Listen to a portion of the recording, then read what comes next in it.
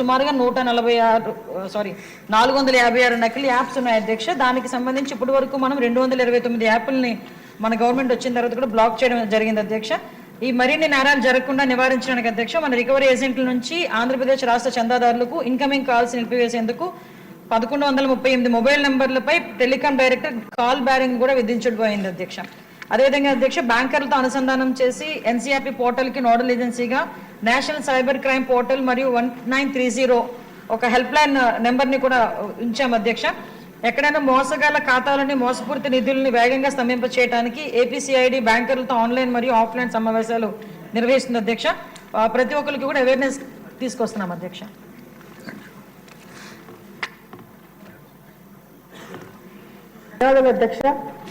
అధ్యక్ష ఈ loan apps దాని గురించి మీరు క్వశ్చన్ డిస్కషన్ కూడా పెట్టాలని చెప్పినందుకు మీకు ధన్యవాదాలు అధ్యక్ష. ఎందుకంటే చాలా చాలా ఇంపార్టెంట్ సబ్జెక్ట్. కేవలం మన రాష్ట్రంలోనే కాదు అధ్యక్ష, దేశంలోనే ఇది one of the biggest and deadliest scam అధ్యక్ష.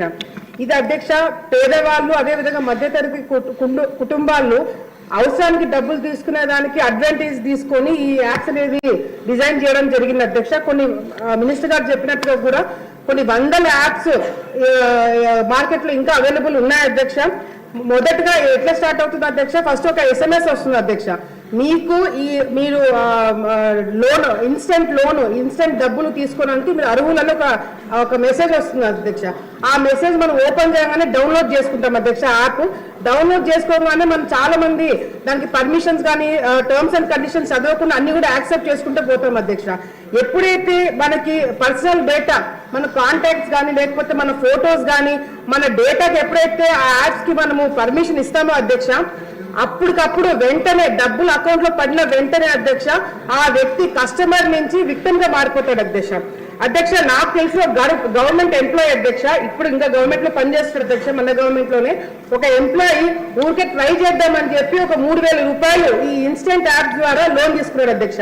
వెంటనే ఎప్పుడైతే యాక్సెస్ ఇచ్చాడో అధ్యక్ష, యాక్సెస్ ఇచ్చిన వెంటనే ఈ 3,000 అనేది మీరు 6 నెలలు కట్టచ్చు, 2 రూపాయలు ఇంట్రెస్ట్ అని చెప్పి ఫస్ట్ మనకు ఒక మెసేజ్ వస్తుంది. అది 3,000 కదా 2 రూపాయలే కదా అని చెప్పి ఊరికి ట్రై చేశాడు అధ్యక్ష. 3,000 నుంచి 30,000 జరిగింది అధ్యక్ష. లాస్ట్ కి బయటికి వచ్చేటప్పుడు 3 లక్షల రూపాయలు కట్టాడు అధ్యక్ష.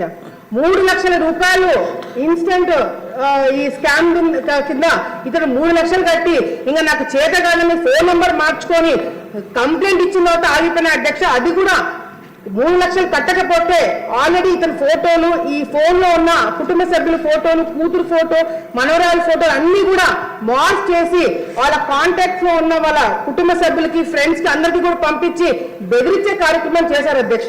ఇది జస్ట్ ఒక చిన్న ఎగ్జాంపుల్ మాత్రమే అధ్యక్ష. మన రాష్ట్రంలో మంత్రి గారు చెప్పినట్టుగా మరి 8 మంది సూసైడ్ చేసుకున్నారు అధ్యక్ష. ఇది కూడా కేవలం వాళ్ళు వచ్చి కంప్లైంట్ ఇచ్చి మనకు తెలిసిన విషయాలే అధ్యక్ష.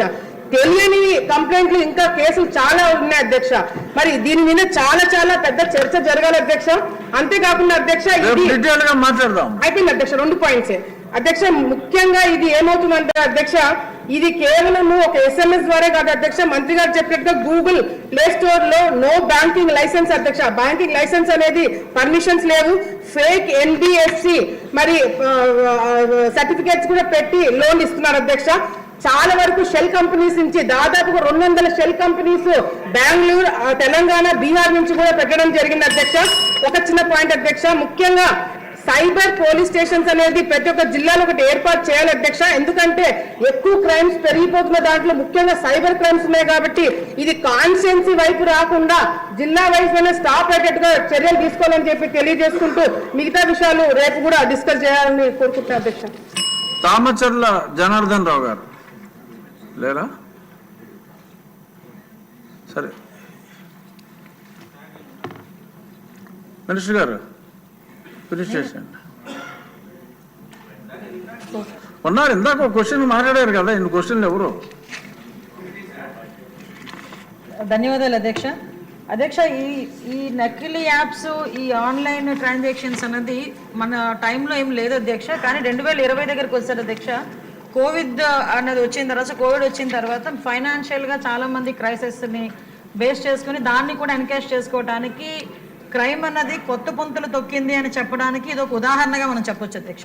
ఎందుకంటే అవతల వాళ్ళ బలహీనతలను క్యాష్ చేసుకోవడానికి వాళ్ళకి వాళ్ళు ఈ లోన్ యాప్స్ క్రియేట్ చేయటం, అదేవిధంగా ఇందాక మన వాళ్ళు అన్నట్టు షెల్ కంపెనీస్ నుంచి, అదేవిధంగా కొంతమంది దివాలా తీసిన వాళ్ళు, వీళ్ళందరూ కూడా వాళ్ళ సంపాదనకి ఒక మార్గంగా దీన్ని ఎంచుకున్నారు అధ్యక్ష. అదే టైంలో ప్రజల తాలూకా సెంటిమెంట్ కానీ వాళ్ళ తాలూకా భావోద్వేగాలతో వాళ్ళు ఒక క్యాష్ చేసుకోవడానికి ఈ లోన్ యాప్స్ని క్రియేట్ చేయటం, అదేవిధంగా వాళ్ళకి 5,000 4,000 అన్నది వాళ్ళకి చిన్న చిన్న అమౌంట్స్ అధ్యక్ష. ఇందాక మన గౌరవ సభ్యులు చెప్పినట్టుగా ఒక SMS వస్తుంది, మీకు ఎటువంటి డాక్యుమెంట్స్ అవసరం లేదు, ఇన్స్టెంట్గా మీకు లోన్ ఇస్తామని చెప్పేసి 5,000 10,000.